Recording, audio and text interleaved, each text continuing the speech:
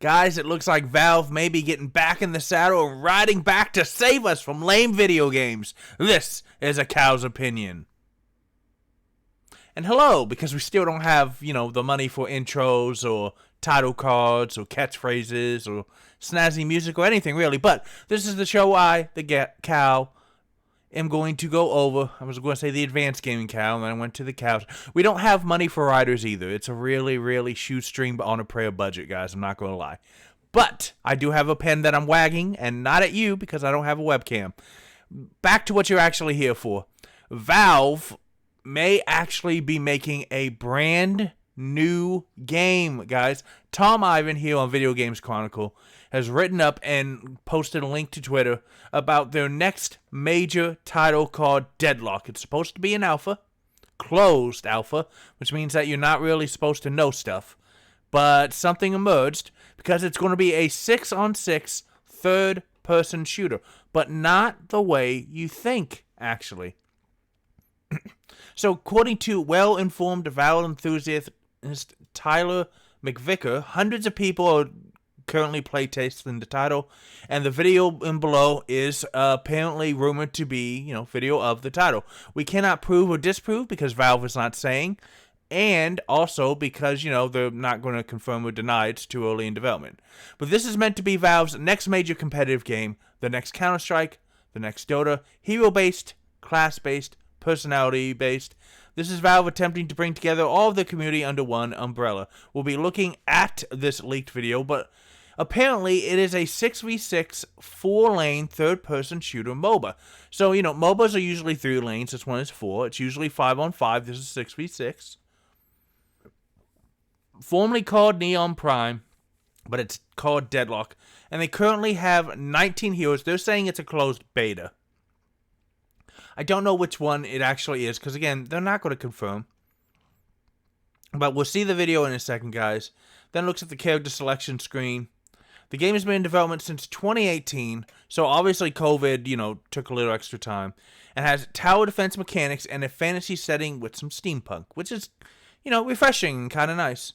Now, Valve's co-founder and CEO Gabe Newell said just a few years ago that the company did have multiple games in development and wanted to make more single-player games after Half-Life Alyx, which was released in 2020. And then again, pandemic, kind of slows everything down. And last year's multiplayer first-person shooter Counter-Strike 2 was their most recent title. But Valve makes really good games, but they haven't really made anything new because they make this thing called Steam, which prints money and is kind of the best place to get video games now. But let's take a look at this. Let's lower this before we blow out our eardrums. Apparently we don't have sound. That's okay. Also, not the best, but we got the hero training. Looks like we're seeing some kind of robot with a school bag. It's not bad. Yeah, I think he's just running around. We have move, jump, shoot, zoom, reload, dash, mantle. I mean, it does not look terrible, honestly. Now, of course, it's very early in. Up here at the top, looks like we got our map. We got home base. We've got 1, 2, 3, 4 lanes, like they said. Yeah, it's just a sandbox. Pause for a second. Look at this. This must be we got this cool dude. We got this lady. We got multiple robots. We got multiple blue people for some reason. We got a very strong guy here. We've got this guy here. I don't even know what this person is. Infernius. Hang on, I can go back. We can look at these guys. Hang on a second. So we have Ivy, who sets up a power duo with a lucky ally. Disruptive combat tricks with slow and stun. Most effective when linking up with an ally, empowering her and her allies' guns as well as sharing heals. And it looks like they have 4 abilities, which I'm going to guess are 1. I'm guessing you can use the weapon as your standard attack, and then you have 1, 2, 3 special abilities, and then you have your ultimate that probably unlocks. We got this Infernius, lights up enemies and watches them burn. Infernius has many ways to deal damage over time, burning foes before swooping in for the kill. Due to Infernius' blazing speed, his enemies won't be able to escape. We have Haze right here. Oh, hey, great for new players. Oh, that's interesting that they have these nice little things that lets you know which ones are easier to learn, too. Sneaks in and sprays bullets. When Haze fixates on a target, she can hold her own in a firefight. Prefers to create one-sided exchanges, avoiding damage, and then picking off unsuspecting targets up close. So kind of like an assassin. Grey Talon delivers long-range skill shots. A cunning predator. Grey Talon uses a combination of deadly accuracy, traps, and clever positioning to bring down the toughest of opponents. It's a very unique take on a bow. I don't know what this is.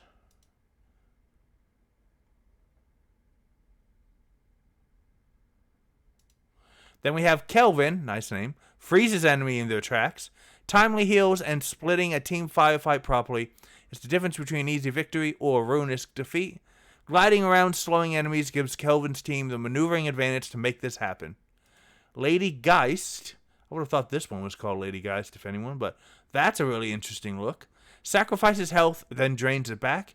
Expending health to achieve devastating effects is the source of Lady Geist's power. When running low, she can drain the life out of her rivals. So that's HP as a resource in games is always something that interests me, but if you don't do it right, it's very difficult because HP is the thing that also keeps you alive. Oh, you don't get to go that quick. Yes, you do. 7 electrocutes crowds of enemies. What the hell is this guy? Does he have a top hat of his head, or is he just wearing this lid thing? 7 thrives in a skirmish, waiting for the time to strike. Then he rose into the fight like a storm and batters his enemies with a cascade of lightning.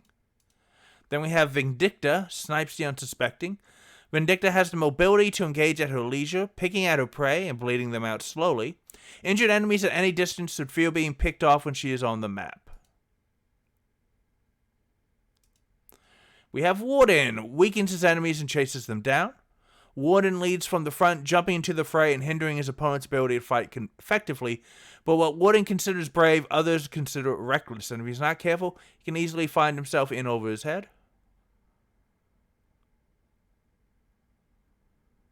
Couple more seconds, so we get one more.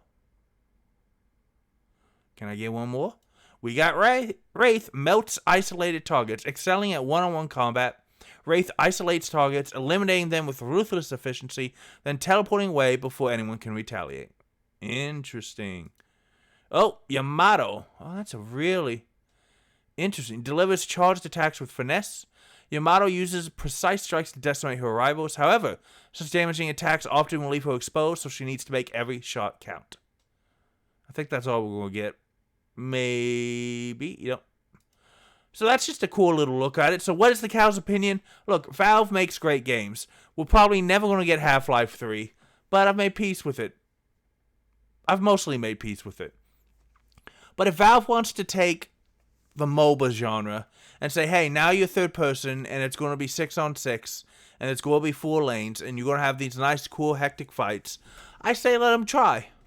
Because, you know, there's nothing wrong with some innovation. So guys, what do you think?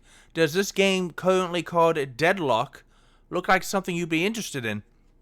Let me know in the comments below if you're looking forward to when they finally reveal it publicly, if you're looking for a new MOBA or even just a new Valve game. You know what else you can do? You can play more games! Because games are awesome and you deserve awesome. See you next time.